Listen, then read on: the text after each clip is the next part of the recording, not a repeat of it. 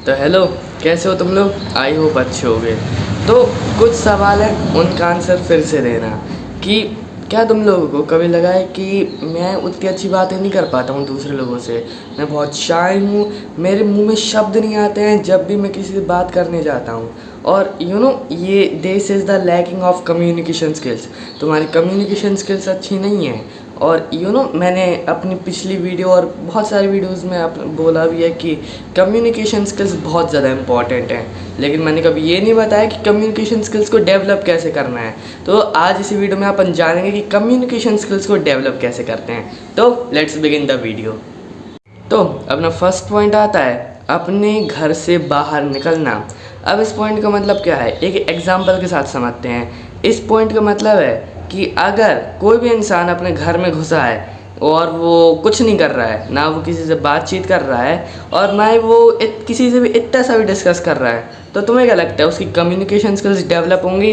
बिल्कुल भी नहीं होंगी, क्योंकि वो घर में घुसे कर क्या रहा है, कुछ नहीं। लेकिन अगर वही आदमी या लड़का अपने घर से बाहर निकलता है तो इस मोटिव के साथ कि उसको अपनी कम्युनिकेशन स्किल्स को डेवलप करना है, तो वो ऑब्वियसली नए नए लोगों से मिलेगा, उनसे बातचीत करेगा। और ये भी सच बात है कि वो अपनी कम्युनिकेशन स्किल्स को 100% डेवलप करेगा।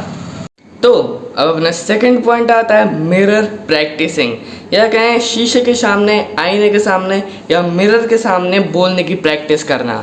तो आओ इसको एक एग्जांपल के हेल्प से समझते हैं। एक लड़का है, उसकी कम्युनिकेशन स्किल्स उतनी अच्छी हैं नहीं, ना वो किसी और से अच्छे से बात कर पाता है, और वो सोचता है कि मैं अपनी कम्युनिकेशन स्किल्स को डेवलप करूं तो करूं कैसे। तो ये वाला मेथड उसके लिए बहुत सही है। तो इसमें करना कुछ नहीं है, तुम लोगों के घर में एक ना एक मिरर तो ज़रूर होगा जिसके सामने तुम लोग तैयार वगैरह होते हो, तो उसके सामने तुम लोगों को जाना है और उसके सामने बोलने की प्रैक्टिस करनी है। तुम लोगों को अपने आप को एक डिफरेंट पर्सन समझना है और उसके सामने बोलने की प्रैक्टिस करनी है जो भी तुम्हारे माइंड में आ रहा है। इससे तुम्हारा कॉन्फिडेंस बढ़ेगा और तुम्हारी कम्युनिकेशन स्किल्स भी इम्प्रूव ज़रूर होंगी। तो अब अपना थर्ड पॉइंट है अपनी वोकैबुलरी या अपनी वोकैब को सुधारना। तो तुम लोग इमेजिन कर रहे होगे कि अपनी वोकैबुलरी और वोकैब को सुधारने से कम्युनिकेशन स्किल्स में क्या डिफरेंस आ जाएगा, लेकिन बहुत मेजर रोल प्ले करती है तुम्हारी वोकैबुलरी कम्युनिकेशन स्किल्स में। तो समझो इस बात को कि इमेजिन करो तुम एक पार्टी में हो और वहाँ पर किसी से तुम बातचीत कर रहे हो और वो इंसान तुमसे कोई भी एक बात बोलता है और उसमें एक एक्सट्रीम वर्ड बोल देता है जिसका मीनिंग तुम्हें पता नहीं है। अब उस वर्ड का मीनिंग अगर तुम्हें पता नहीं है तो ऑब्वियस सी बात है तुम्हें वो सेंटेंस समझ में नहीं आएगा, और अगर तुम्हें वो सेंटेंस समझ में नहीं आएगा तो तुम उसका आंसर अच्छे से नहीं दे पाओगे। लेकिन ऑन द अदर हैंड अगर तुम्हें उसका मीनिंग अच्छे से पता है तो तुम उसको अच्छे से अच्छा आंसर दे पाओगे, जिससे तुम्हें उसकी रिस्पेक्ट भी मिलेगी। और इसी से दूसरा पॉइंट आता है अपना कि वोकेबलरी अच्छी होने से ना समाज में रिस्पेक्ट भी मिलती है, सोसाइटी में रिस्पेक्ट मिलती है। जैसे कि जो सोसाइटी ऑब्वियसली वो कम्युनिकेशन स्किल्स को टॉप प्रेफरेंस देती है, और वहीं पर अगर तुम्हारी वोकेबुलरी अच्छी हो जाती है तो तुम्हारी रिस्पेक्ट टॉप टॉप बहुत अच्छी हो जाती है, बहुत टॉप नॉच हो जाती है। इसलिए अपनी वोकेबुलरी को हमेशा फर्स्ट प्रेफरेंस दो किसी भी कम्युनिकेशन स्किल्स में। तो अब अपना फोर्थ पॉइंट आता है कंटेंट क्रिएशन। मेरा एग्जांपल ले लो, मैंने यही कुछ कंटेंट क्रिएशन 4 से 5 दिन पहले शुरू किया था, लेकिन मुझे अपनी कम्युनिकेशन स्किल्स में बहुत ज़्यादा इम्प्रूवमेंट देखने को मिली है जब से मैंने कंटेंट क्रिएशन को शुरू किया है। और तुम्हें भी देखने को मिलेगी अगर तुम कंटेंट क्रिएशन को शुरू करोगे, क्योंकि कि कैमरे के सामने बातचीत करना हर किसी के बस की बात नहीं होती है, हर कोई नहीं कर पाता, हर किसी में इतना कॉन्फिडेंस नहीं होता है।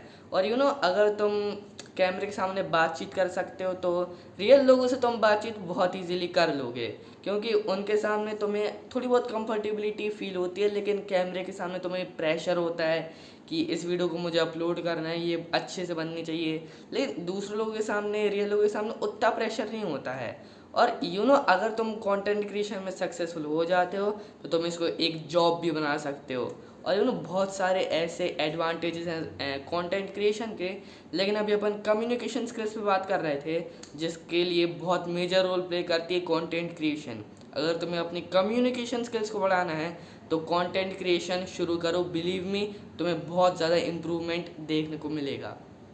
तो आज की वीडियो के लिए बस इतना ही, मिलेंगे नेक्स्ट वीडियो में।